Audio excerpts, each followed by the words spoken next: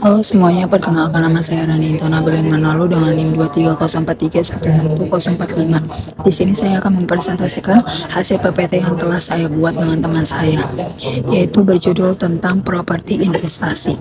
Ya, sebelum saya lanjut ke presentasi, saya membacakan daftar isinya. Yang pertama, tujuan dan ruang lingkup. Kedua, definisi. Ketiga, ilustrasi bagian keputusan. Keempat, contoh properti. Kelima, penentuan properti investasi. Keenam, pengakuan properti investasi. Ketujuh, pengakuan properti investasi. Kedelapan, alih guna. Kesembilan, pelepasan. Kesepuluh, penyajian properti investasi. 11. Pengungkapan properti investasi. Ke-12, ketentuan transisi dan tanggap efektif. 13, contoh ilustrasi. Dan yang terakhir, kasus. Ya, yang pertama saya akan menjelaskan tentang tujuan dan ruang lingkup. Tujuan dari pernyataan ini untuk mengatur perlakuan akuntansi properti investasi dan pengungkapan yang terkait.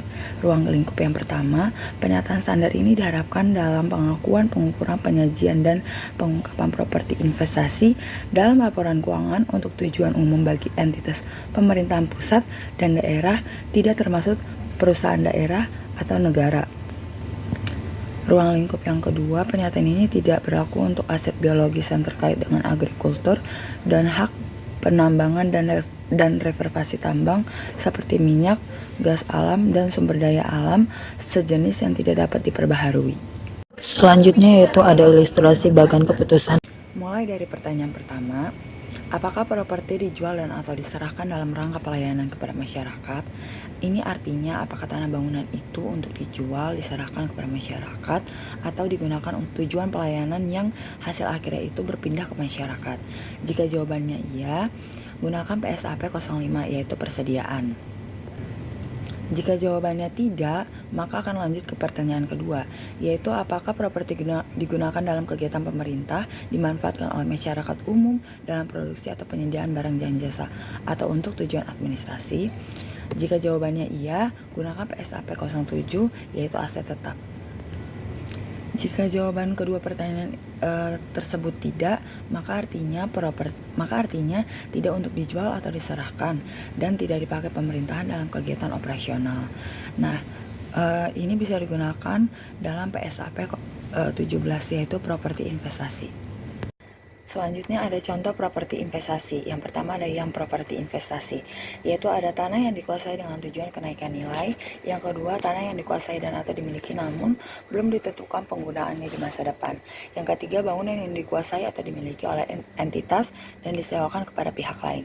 Dan yang keempat, bangunan yang belum terpakai dan untuk disewakan kepada pihak lain. Nah, ada juga yang bukan properti investasi. Pertama, properti untuk diserahkan kepada masyarakat. Kedua, properti dalam proses pembangunan. Ketiga, properti yang digunakan dalam kegiatan operasional, pemerintahan, atau masyarakat umum. Yang keempat, properti dalam rangka bantuan sosial yang menghasilkan pendapatan di bawah harga pasar. Misalnya rusunawa dengan sewa rumah. Dan yang terakhir ada properti yang dimiliki untuk tujuan strategis. Tuan properti investasi, aset yang dikuasai dan atau dimiliki oleh entitas pemerintahan pada umumnya digunakan untuk kegiatan operasional pemerintah, bukan untuk menghasilkan pendapatan sewa atau kenaikan nilai. Karena itu, aset tersebut tidak memenuhi definisi properti investasi. Selanjutnya, dalam beberapa praktik, terdapat entitas pemerintah yang memiliki aset yang digunakan. Pertama, ada secara sebagian untuk menghasilkan pendapatan sewa atau kenaikan nilai. Yang kedua, sebagian lain digunakan untuk kegiatan operasional pemerintah. Apabila masing-masing bagian aset tersebut dapat dijual terpisah, maka entitas mempertanggungjawabkan secara terpisah. Namun, apabila masing-masing bagian aset tersebut tidak dapat dijual secara terpisah, maka aset tersebut dikatakan sebagai properti investasi, yang hanya jika bagian yang tidak signifikan digunakan untuk kegiatan operasional pemerintah. Seperti bisa dilihat, tabel yang di bawah dapat dijual terpisah atau disewakan terpisah dalam sewa pembiayaan, yang artinya entitas mencatat secara terpisah. Yang kedua, tidak dapat dijual terpisah. Berarti properti adalah properti investasi hanya jika bagian yang bukan properti investasi jumlahnya tidak signifikan. Lalu ada pada kasus konsolidasi, suatu entitas memiliki properti investasi yang disewakan kepada dan dimanfaatkan oleh entitas induk. Dalam kurung, entitas ini berwenang melakukan konsolidasi. Atau entitas anak lainnya, dalam kurung entitas yang lapornya dikonsolidasi. Properti investasi tersebut tidak memenuhi definisi properti investasi dalam laporan keuangan yang dikonsolidasi karena kepemilikan properti investasi tersebut berada dalam satu kesatuan ekonomi. Di bawah ada bagan, yaitu ada kotak biru dan kotak oranye 1 dan kotak oranye 2. Yang biru itu di dalamnya ada entitas memiliki properti yang disewakan kepada dan digunakan oleh induk atau anak perusahaan lain, yang artinya properti disewakan internal dalam grup. Kotak oranye yang pertama yaitu bukan properti investasi dalam laporan keuangan konsolidasi, yang artinya karena transaksi internal maka itu dianggap digunakan untuk sendiri. Kotak orange yang kedua yaitu properti investasi dalam laporan keuangan individual entitas yang menyewakan, yang artinya karena entitas penyewa dan pemilik dipandang terpisah secara individual.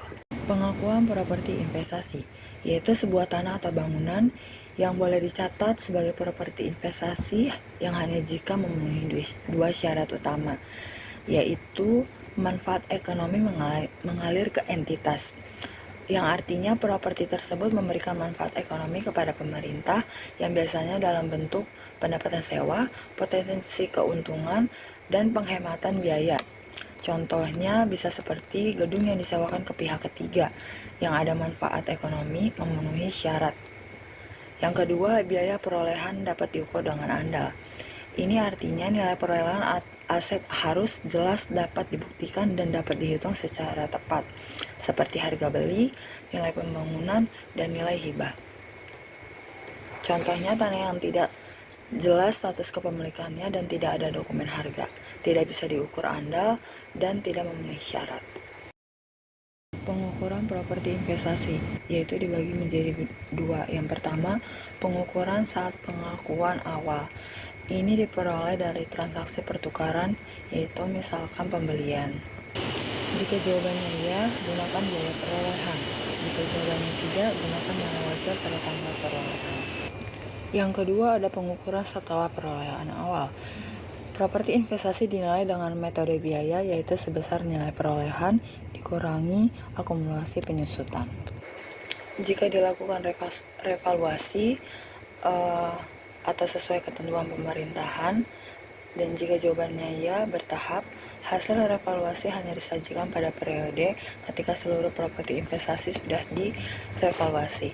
Yang kedua, selisih revaluasi dengan nilai tercatat dicatat pada akun ekuitas atau surplus revaluasi, dan setelah itu properti investasi tetap dinilai sebesar nilai wajar akumulasi penyusutan. Jika tidak atau tidak bertahap, maka langsung digunakan nilai wajar baru untuk penilaian properti investasi. Dan kedua, tetap lanjut penyusutan berdasarkan nilai hasil revaluasi. Selanjutnya, ada pelepasan properti investasi. Yang pertama, tidak digunakan lagi secara permanen, yang artinya properti tidak lagi menghasilkan pendapatan sewa, tidak akan digunakan kembali sebagai investasi, dan entitas berniat menjual atau menghentikan penggunaan aset. Yang kedua, tidak memiliki manfaat ekonomi, yang artinya aset tidak menghasilkan arus kas di masa depan, nilai guna sudah hilang, dan biaya mempertahankan lebih tinggi daripada manfaatnya. Dari tidak digunakannya lagi secara permanen dan tidak memiliki manfaat ekonomi, itu akan ada pengakuan akuntansinya. Keuntungan atau kerugian pelepasan diakui sebagai surplus atau defisit. Kajian properti investasi. Properti investasi disajikan dalam line item sendiri, yang artinya properti investasi tidak dicampur dengan aset lain, harus muncul sebagai pos terpisah di neraca. Aset non-lancarnya itu bisa seperti tanah, aset tetap. Properti investasi ini ditampilkan sendiri dan aset tak berwujud. Lalu, properti investasi diklasifikasikan dalam aset non-lancar. Properti investasi disajikan terpisah dari kelompok aset tetap dan aset lainnya, karena sifat dari pengklasifikasian properti investasi adalah untuk memperoleh pendapatan sewa atau kenaikan nilai entitas.